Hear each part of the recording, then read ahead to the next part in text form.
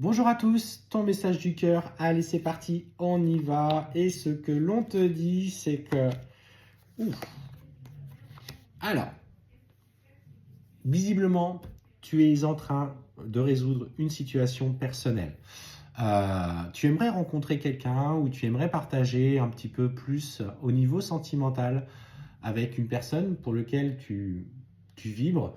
Mais ce qu'on me dit pour l'instant, c'est que tu n'es pas prête à vivre cette relation. Tu as des choses que tu as besoin de régler en lien avec une ancienne relation. D'avancer déjà dans un premier temps sur une séparation, un divorce qui traîne ou une prise de décision quant à une séparation. Parce qu'effectivement, on sent que pour le moment, tu vois, ton ex bloque un petit peu cette avancée, cet épanouissement personnel.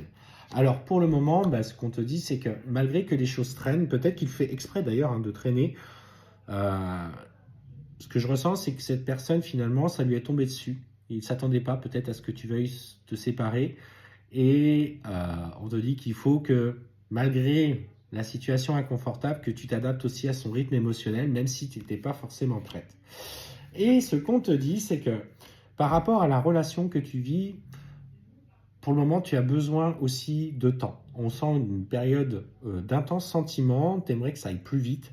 On voit d'ailleurs que vous partagez avec finalement cette personne que tu as rencontrée, malgré que tu sois en train de te séparer, beaucoup de sentiments, beaucoup de fusion des sentiments. Mais en fait, tu as l'impression en même temps qu'à chaque fois, les schémas sont répétitifs parce que lui-même n'arrive pas à avancer, qu'il est aussi bloqué. Et finalement, quand tu regardes, toi, tu es dans une relation où tu as du mal à engager le changement, mais lui, en même temps, est dans une situation où il a du mal à engager le changement. C'est comme si vous étiez sur ce parallèle. Pour le coup, c'est ce que je vois. En fait, on vous fait travailler le même cycle tous les deux pour le moment. Et en fait, on voit que vous avez d'ailleurs un très beau lien. Tu vois, on parle d'âme sœur, flamme jumelle. Pour le coup, de ce que je ressens, on est plus sur un parcours de flamme jumelle.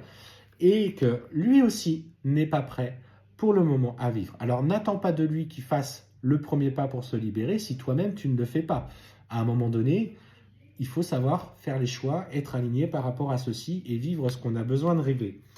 Alors,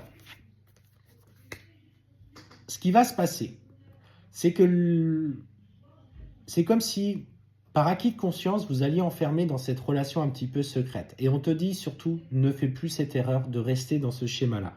Vous devez provoquer et d'accepter de vivre l'inconfort malgré, malgré vos situations. Vous devez régler ce que vous avez besoin de régler tous les deux à titre personnel pour ne plus être dans ces mensonges aujourd'hui, de faire le choix d'être épanoui par vous-même et surtout de ne plus être dans ces cachotteries qui vous mettent tous les deux dans l'inconfort.